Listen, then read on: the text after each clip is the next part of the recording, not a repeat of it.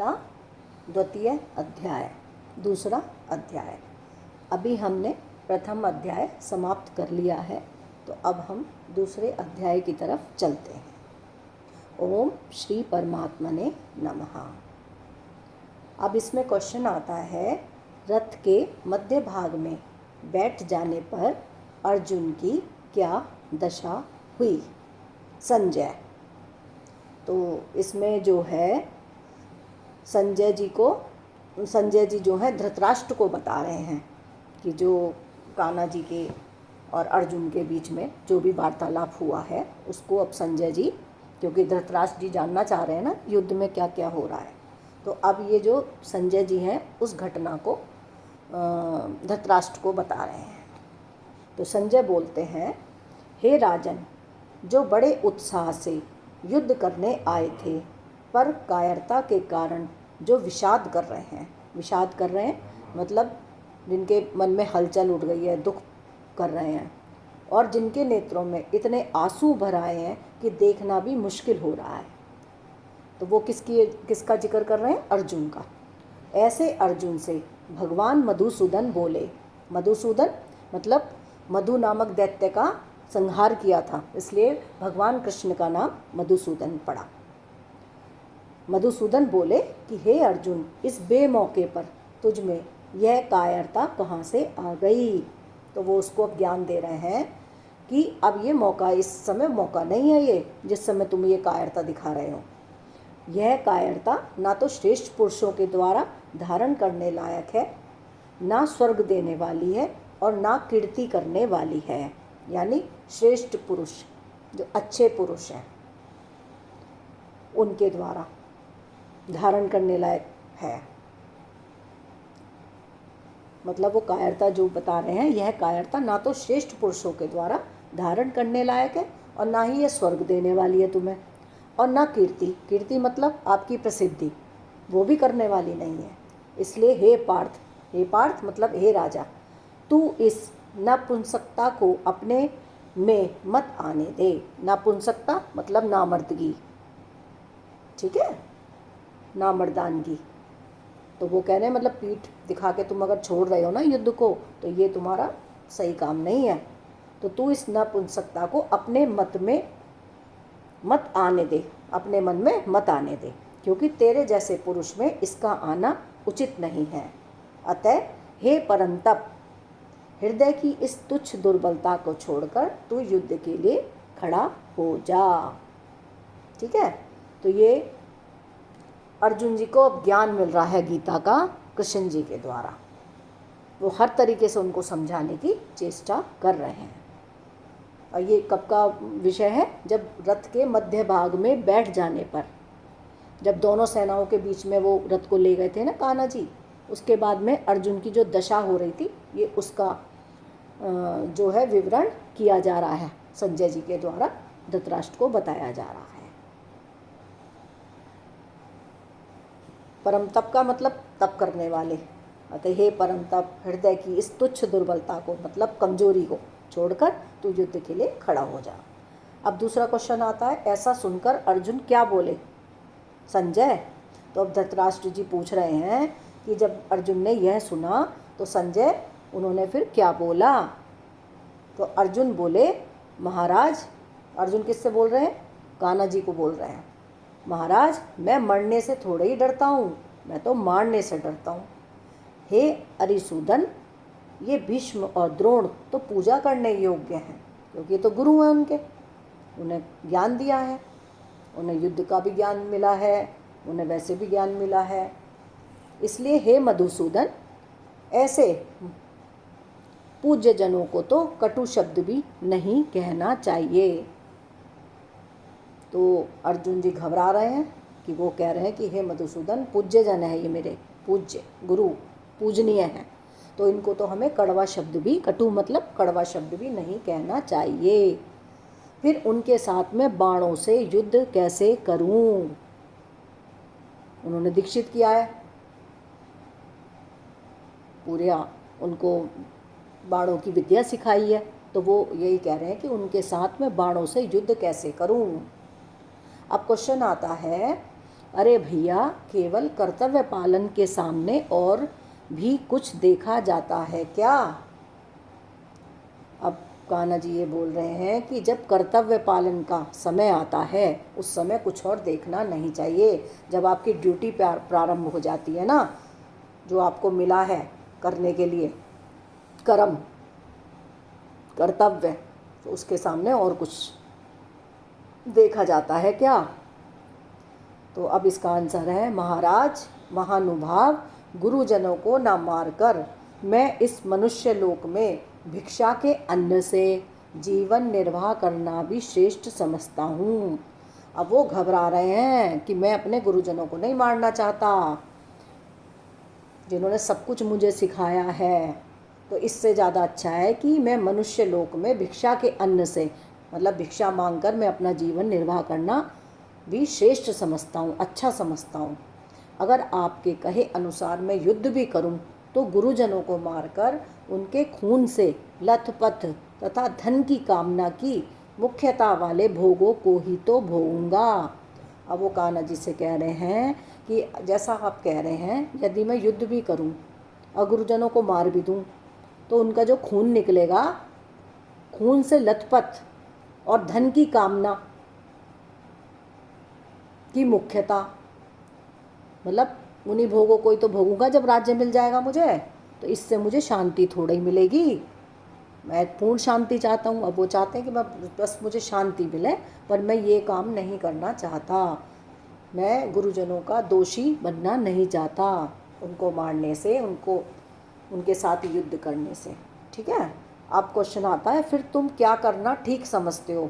अब कान्हा जी ये पूछ रहे हैं अर्जुन से, ये आपका छठा श्लोक है, इसकी हिंदी बता रही हूँ मैं आपको, कि अब वो कान्हा जी ये पूछ रहे हैं कि अब ये बता दो, फिर क्या करना ठीक समझते हो? फिर तुम क्या करना ठीक समझते हो, ये क्वेश्चन हो गया। अब इसका आंसर है, हे भगवान, हम लोग यह नहीं समझ पा रहे हैं कि युद्ध करना ठीक है या युद्ध ना करना ठीक है। मतलब उनकी बुद्धि काम नहीं कर रही अर्जुन जी की। तो वो अब ये कह रहे हैं कि हे भगवान, बस मुझे समझ नहीं आ रहा है हमें कि हम युद्ध करें वो ठीक है या युद्ध ना करें वो ठीक है, तथा युद्ध में हम उनको जीतेंगे या वे हमको जीतेंगे। मतलब या तो फिर जीत हमारी होगी या उनकी जीत होगी, एक ही काम होना है, दोनों बात तो हो नहीं सकती। तो सबसे बड़ी बात तो यह है भगवान कि हम जिनको मारकर जीना भी नहीं चाहते, मतलब उनको मारकर तो बस मैं तो ये चाहता हूँ कि मैं मारूँ भी नहीं और मैं मर जाऊँ, अगर मैं इतना बड़ा पाप करता हूँ तो। हम जिनको मारकर जीना भी नहीं चाहते वे ही धृतराष्ट्र के संबंधी, ठीक है, हमारे सामने खड़े हैं। मतलब कौरव सेना के जो भी राजा हैं वो धृतराष्ट्र, उनके संबंधी, और इनके भी वो रिश्तेदार हैं, पांडवों के भी, वो हमारे सामने खड़े हैं। फिर हम उनको कैसे मारें, फिर इनको हम कैसे मारें? मतलब संबंधी तो दोनों के एक ही है ना। मतलब उनको जो है कुटुंब का मोह जागृत हो रहा है अर्जुन के मन में, ये मेरा परिवार है, मैं इसके साथ ऐसा कैसे कर सकता हूँ। अब आता है आपका अगला श्लोक, उसमें क्वेश्चन है, जब तुम निर्णय नहीं कर सकते तो फिर तुमने क्या उपाय सोचा? भाई जब तुम, अब वो कह रहे हैं कि निर्णय नहीं कर सकते, अर्जुन से पूछ रहे हैं कि भाई सही सही तुम क्या कहते हैं ना, निर्णय नहीं कर पा रहे हो, तो फिर तुमने क्या उपाय सोचा है? तो वो कहते हैं, हे महाराज, कायरता के दोष से मेरा छात्र स्वभाव दब गया है। मतलब एक तरफ तो वो उनको अपना गुरु मान रहे हैं और खुद शिष्य बने हुए हैं, कान्हा जी को गुरु मान रहे हैं और खुद शिष्य बने हुए हैं, तो इसलिए उनका आ गया फिर छात्र स्वभाव। तो वो कह रहे हैं, हे महाराज, कायरता के दोष से, मैं मान रहा हूँ कि मैं कायरता कर रहा हूँ, मेरा छात्र स्वभाव दब गया है, और धर्म का निर्णय करने में मेरी बुद्धि काम नहीं कर रही है। निर्णय मतलब सही को सही और गलत को गलत करने में मेरी बुद्धि काम नहीं कर रही है, इसलिए जिससे मेरा निश्चित कल्याण हो। अब उनकी बुद्धि काम नहीं कर रही, तो वो ये कह रहे हैं कि प्रभु अब आप देखो क्या करना है, मेरा तो कुछ बुद्धि काम नहीं कर रही है, बस आप मुझे ऐसा ज्ञान दो, ऐसी बात बताओ कि जिससे मेरा निश्चित ही कल्याण हो। वह बात मेरे लिए कहिए, मैं आपका शिष्य हूँ और आपके ही शरण हूँ। अब मैं आपको के प्रति शरणागति करता हूँ, आप मुझे शिक्षा दीजिए। परंतु महाराज, आपने पहले जैसे युद्ध करने के लिए कह दिया था वैसा फिर ना कहें। मतलब वो कह रहे हैं आप कुछ भी कह लो, पर बस अब युद्ध करने के लिए मत कहो मुझसे। वैसा फिर ना कहें जैसा आपने पहले युद्ध करने के लिए कह दिया था, क्योंकि युद्ध के परिणाम में मुझे यहाँ का धन धान्य से संपन्न और निष्कंटक राज्य मिल जाए अथवा देवताओं का आधिपत्य मिल जाए, तो भी मेरा यह इंद्रियों को सुखाने वाला शोक दूर हो जाए, ऐसा मैं नहीं देखता।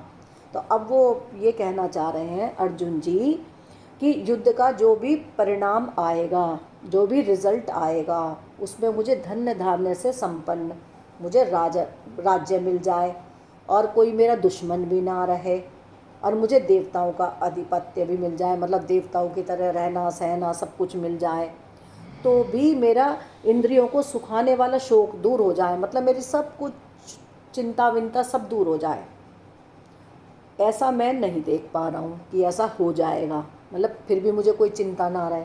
ठीक है, तो अब आगे आपका अगला 9वां श्लोक। तो अब उसमें आता है फिर क्या हुआ संजय। अब ये धृतराष्ट्र जी पूछ रहे हैं संजय से कि भाई ये बात तो मैंने सुन ली, पर अब आगे की तो बता कि अब आगे क्या हुआ। संजय जी बोले, हे राजन, निद्रा विजयी अर्जुन अंतर्यामी भगवान श्री कृष्ण से मैं युद्ध नहीं करूँगा ऐसा साफ साफ कहकर चुप हो गए। अब वो बता रहे हैं संजय जी कि हे राजन, धृतराष्ट्र को बोल रहे हैं, हे राजन, निद्रा विजयी अर्जुन, मतलब जिसने निद्रा पे भी विजय प्राप्त कर रखी है, अर्जुन अंतर्यामी भगवान श्री कृष्ण से, भगवान को ही अंतर्यामी नाम से बोला गया है, विशेष नाम से। अंतर्यामी मतलब सबके अंतर मन में क्या चल रहा है वो सब जानने वाले। तो भगवान श्री कृष्ण से बस उन्होंने तो ये बोल दिया मैं युद्ध नहीं करूँगा, ऐसा साफ साफ कहकर वो शांत हो गए 9वें श्लोक में। अब 10वां श्लोक आता है, अर्जुन के चुप होने पर भगवान ने क्या कहा। क्वेश्चन, अर्जुन के चुप होने पर भगवान ने क्या कहा। जब अर्जुन शांत हो गए तो फिर भगवान क्या ज्ञान दे रहे हैं।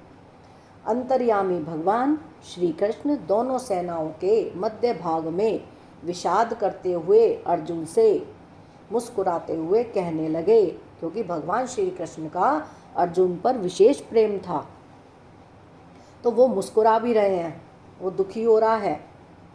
तो दोनों सेनाओं के मध्य भाग में जब वो अर्जुन जी बैठ के वो कर रहे हैं ना, दुख कर रहे हैं, दुखी हो रहे हैं, तो मुस्कुराते हुए कह रहे हैं, कान्हा जी तू शोक ना करने लायक का शोक करता है, मतलब जिसके लिए शोक नहीं करना चाहिए, दुख नहीं करना चाहिए, तो उसके लिए शोक करता है, और पंडिताई की सी बड़ी बड़ी बातें बघाड़ता है, मतलब और ज्ञानी की तरह, पंडिताई मतलब ज्ञानी की तरह तू बड़ी बड़ी बातें बघाड़ता है। बातें बघाड़ता है मतलब बातें बोल रहा है, परंतु जो मर गए हैं उनके लिए और जो जीते हैं उनके लिए भी पंडित लोग शोक नहीं करते। उनका मतलब है जो ज्ञानी मनुष्य होता है, जो विवेक से काम लेता है, जिसको समझ है कि क्या गलत है क्या सही है, और जो जीता है वो मरेगा ज़रूर। ठीक है, तो जो मर गए हैं उनके लिए और जो जीते हैं उनके लिए भी पंडित लोग, जो ज्ञानी लोग होते हैं, जो ज्ञानी मनुष्य होते हैं, वो कभी भी शोक नहीं करते। अब उन्होंने ये बोला है अर्जुन को कि जो पैदा हुआ है वो मरेगा, बचपन आया, फिर आप थोड़े से बड़े हुए, फिर युवा अवस्था आई, पहले आप गर्भ में थे, फिर आप पैदा हुए, ठीक है, फिर आपकी बाल्यावस्था हुई, फिर आपकी युवावस्था हुई, ठीक है, फिर आपकी वृद्धावस्था हुई, उसके बाद आपको जाना ही जाना है, यानी ये शरीर तो ख़त्म होना ही है, शरीर ख़त्म होना है, तो उसके लिए शोक नहीं करते। आ गया समझ में? कोशिश पूरी हो रही है। अब क्वेश्चन आता है, शोक क्यों नहीं करते भगवान। 12वां श्लोक, शोक क्यों नहीं करते भगवान, भगवान हम दुख क्यों ना करें, ये बोल रहे हैं अर्जुन जी। अब भगवान फिर से ज्ञान दे रहे हैं उन्हें, मैं, तू और ये राजा लोग पहले नहीं थे। आई समझ में?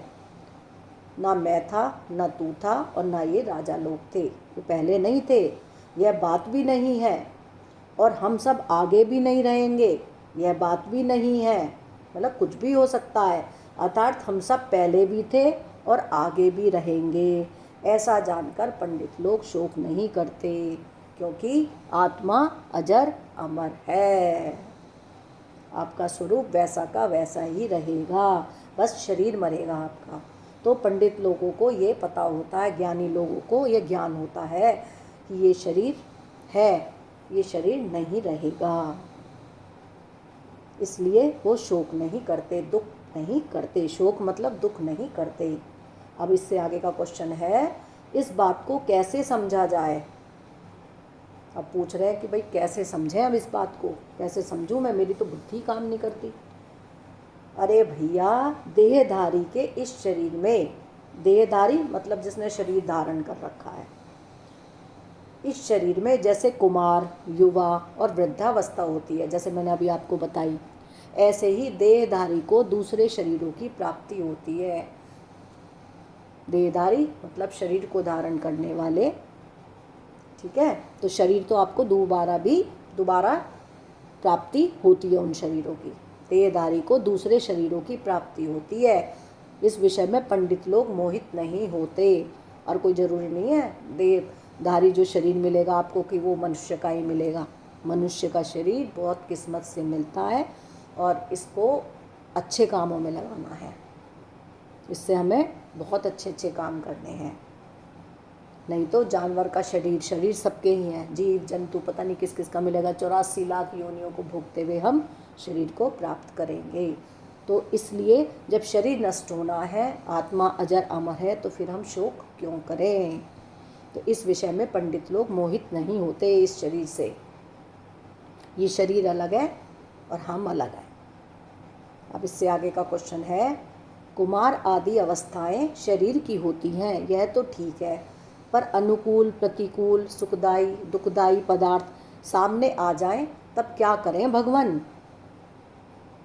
अब फिर अर्जुन जी का क्वेश्चन है भगवान से कि कुमार आदि अवस्थाएं शरीर की होती हैं। आपने बता दिया कि शरीर का होता है कि गर्भावस्था में आया, फिर बाल्यावस्था में आया, फिर युवावस्था में आया, फिर वृद्धावस्था में आया और फिर मृत्यु को प्राप्त हो गया। तो ये तो अवस्थाएं शरीर की होती हैं, यह तो ठीक है।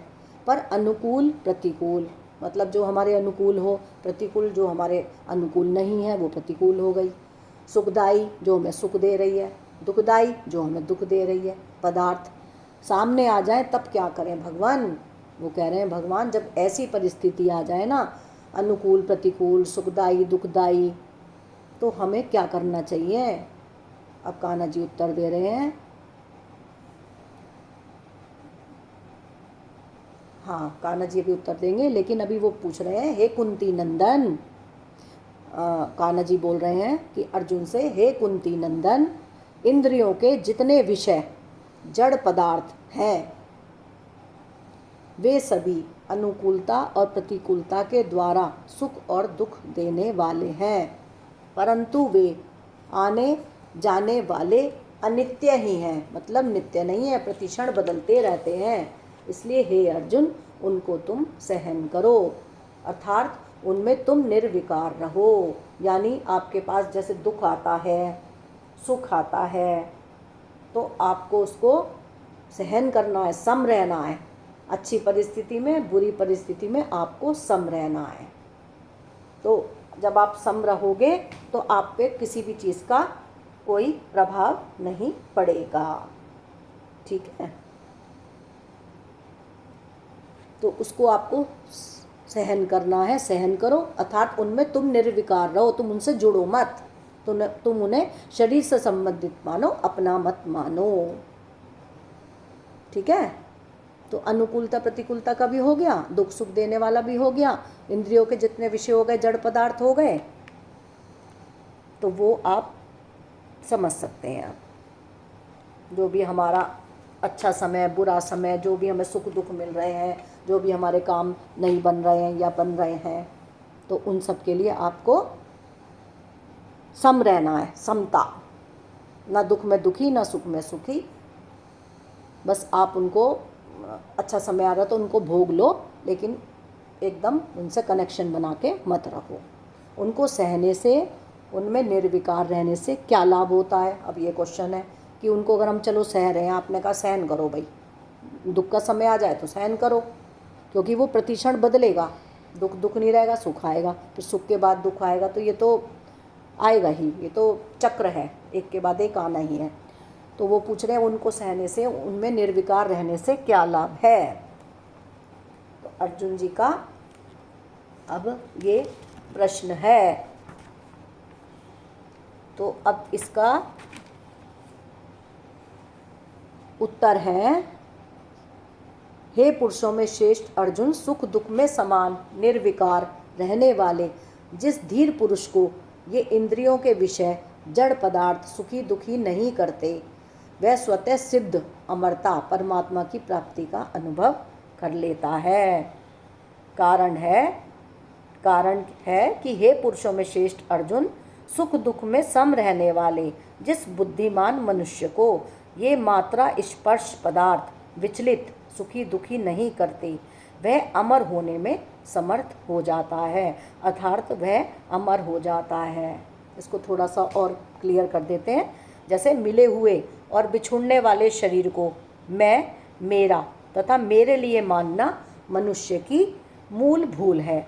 यह भूल स्वतः स्वाभाविक नहीं है, प्रत्युत मनुष्य के द्वारा रची हुई कृत्रिम है, मतलब नकली है। ये मैं मेरा जो मैं मान रहे हैं हम, अपने विवेक को महत्व ना देने से ही यह भूल उत्पन्न होती है। इस एक भूल से फिर अनेक तरह की भूलें उत्पन्न होती हैं, ये कान्हा जी कह रहे हैं। इसलिए इस भूल को मिटाना बहुत आवश्यक है और इसको मिटाने की जिम्मेदारी मनुष्य पर ही है। इसको मिटाने के लिए भगवान ने मनुष्य को विवेक प्रदान किया है। विवेक मतलब ज्ञान। जब साधक अपने विवेक को महत्व देकर इस भूल को मिटा देता है, तब वह निर्मम निरहंकार हो जाता है। निर्मम निरहंकार होते ही साधक में समता आ जाती है। यानी इसका मतलब क्या है कि वो मोह नहीं रखता इन चीज़ों से, सुख में सुखी नहीं ज़्यादा और दुख में ज़्यादा दुखी नहीं होता। तो कान्हा जी पूरी तरह से अर्जुन को यह समझाने की कोशिश कर रहे हैं। आज के लिए इतना ही। ओम श्री परमात्मने नमः। ओम श्री कृष्ण।